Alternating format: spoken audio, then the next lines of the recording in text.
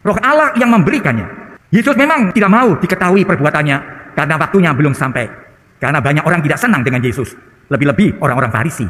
Karena itu Yesus ingin supaya tidak gagal dalam pelayanan itu, maka dia bersembunyi. Bukan karena takut, karena waktunya belum tiba untuk menunjukkan kekuasaan Allah. Inilah semangat yang harus kita contoh. Sehingga kita juga menjadi kekuatan Tuhan, bukan karena kesombongan kita. Bukan karena kekuatan manusiawi kita, semata-mata karena kita rela untuk berbuat sesuatu tanpa pandang bulu, membantu apa yang dibutuhkan oleh gereja, oleh kita sekalian. Marilah bacaan ini memberikan inspirasi kepada kita untuk lebih mendewasakan, memurnikan pelayanan-pelayanan kita yang mungkin sudah baik, tapi lebih disempurnakan, dimurnikan. Dengan demikian gereja menjadi kelompok orang-orang yang dewasa imannya. Ekaristi Kudus sangat menunjang untuk mendewasakan iman kita, sehingga pelayanan kita menjadi lebih baik, lebih sempurna. Dengan semangat inilah, marilah kita merayakan Ekaristi Kudus sore hari ini.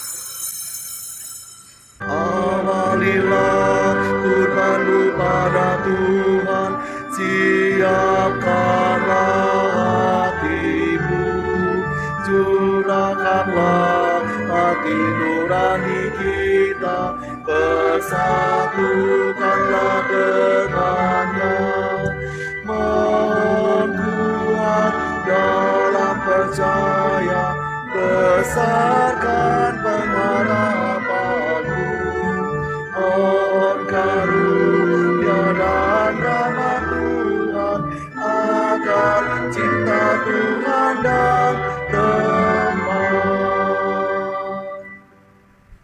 Jiwa kita menanti-nantikan Tuhan.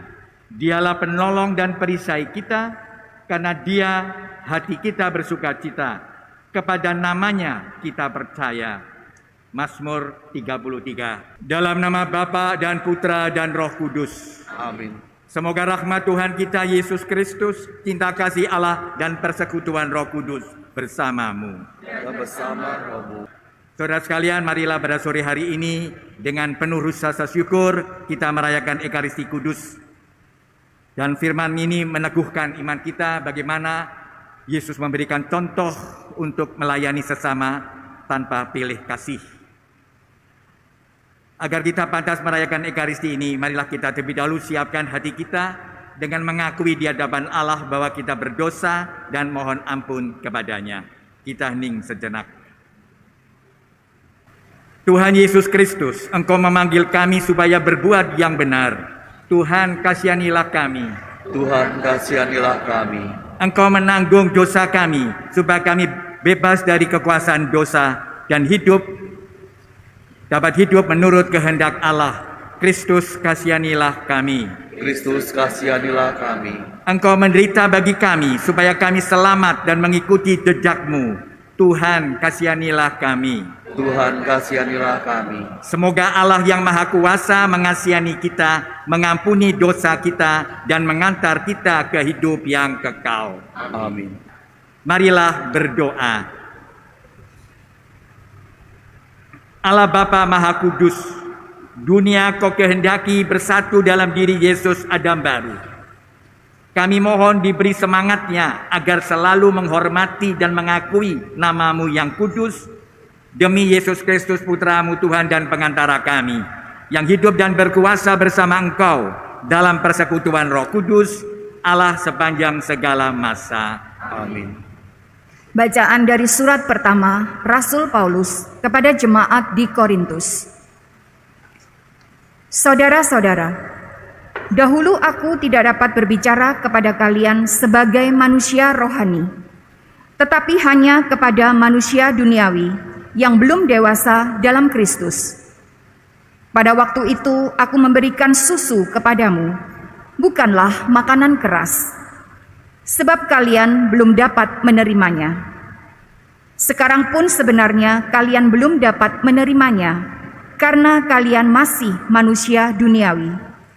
Sebab jika di antara kalian ada iri hati dan perselisihan, bukankah hal itu menunjukkan bahwa kalian masih manusia duniawi dan hidup secara manusiawi? Karena jika seorang berkata, "Aku dari golongan Paulus," dan yang lain berkata, "Aku dari golongan Apolos," bukankah hal itu menunjukkan bahwa kalian manusia duniawi dan bukan rohani? Sebenarnya, apakah Paulus? Apakah Paulus? Apakah Apolos? Pelayan-pelayan Tuhan yang membawa kalian kepada iman, masing-masing menurut jalan yang diberikan Tuhan kepadanya. Aku yang menanam, Apolos yang menyiram, tetapi Allah yang memberi pertumbuhan. Karena itu, yang penting bukanlah yang menanam atau yang menyiram, melainkan Allah yang memberi pertumbuhan. Baik yang menanam maupun yang menyiram adalah sama, dan masing-masing akan menerima upah sesuai dengan pekerjaannya. Sebab kami ini hanyalah kawan sekerja Allah, sedangkan kalian adalah ladang Allah dan bangunannya. Demikianlah sabda Tuhan. Syukur kepada Allah. Berbahagialah bangsa yang dipilih Tuhan menjadi milik pusakanya. Berbahagialah bangsa yang dipilih Tuhan menjadi milik pusakanya. Berbahagialah bangsa yang Allahnya Tuhan, suku bangsa yang dipilih Allah menjadi milik pusakanya. Tuhan memandang dari surga dan melihat semua anak manusia. Berbahagialah bangsa yang dipilih Tuhan menjadi milik pusakanya.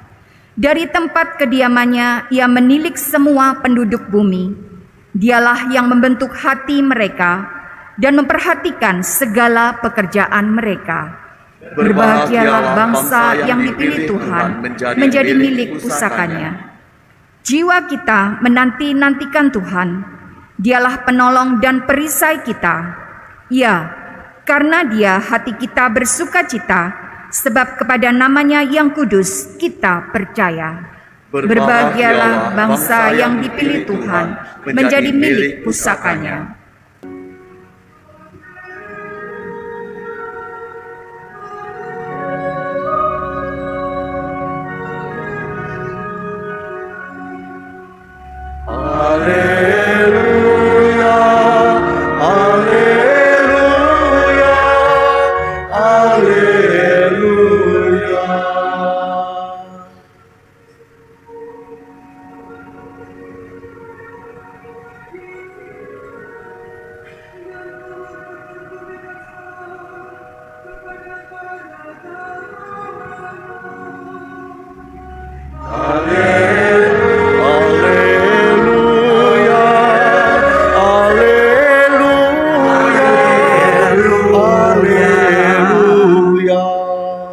Tuhan bersamamu.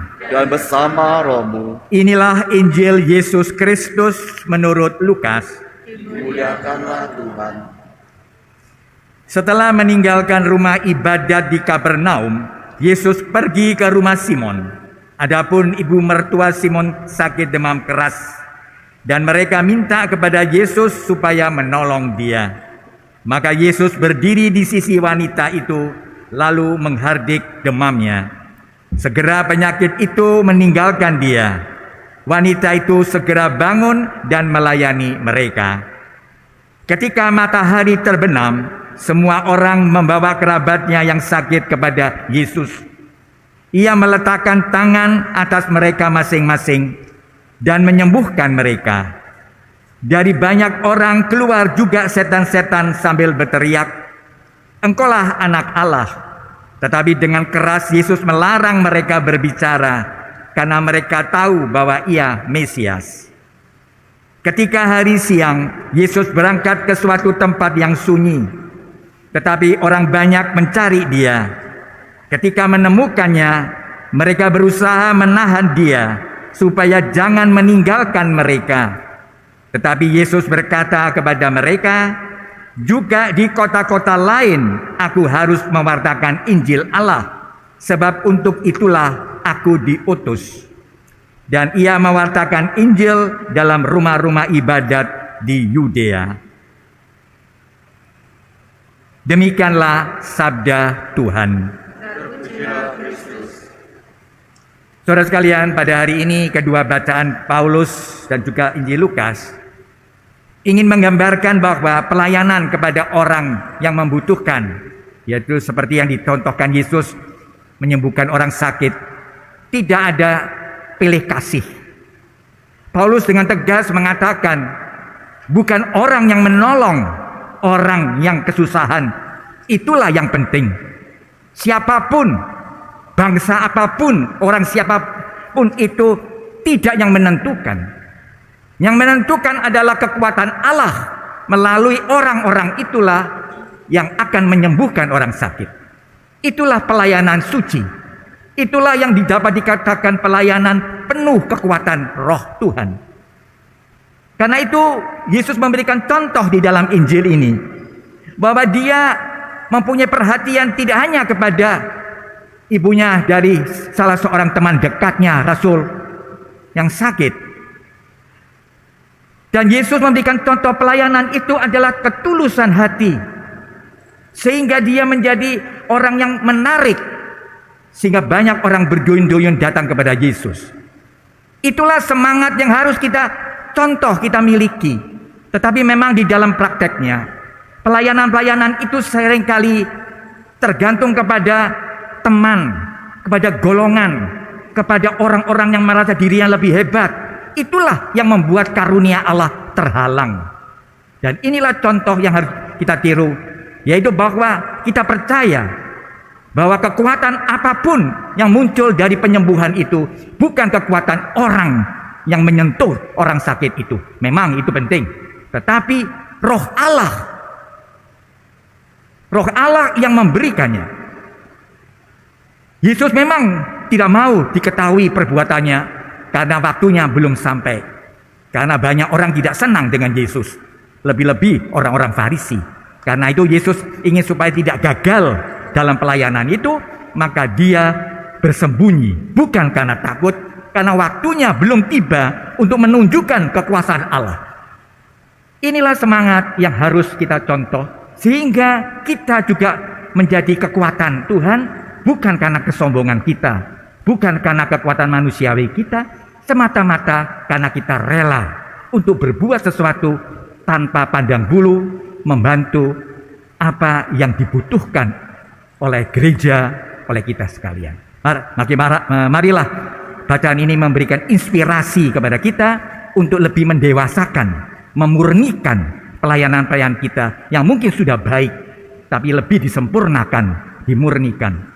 Dengan demikian gereja menjadi kelompok orang-orang yang dewasa imannya. Ekaristi Kudus sangat menunjang untuk mendewasakan iman kita sehingga pelayanan kita menjadi lebih baik, lebih sempurna. Dengan semangat inilah marilah kita merayakan Ekaristi Kudus sore hari ini. Marilah mewaktakan misteri iman kita.